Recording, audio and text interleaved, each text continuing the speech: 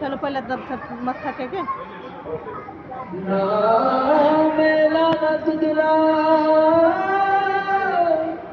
ना भगवान कच नानक लखाया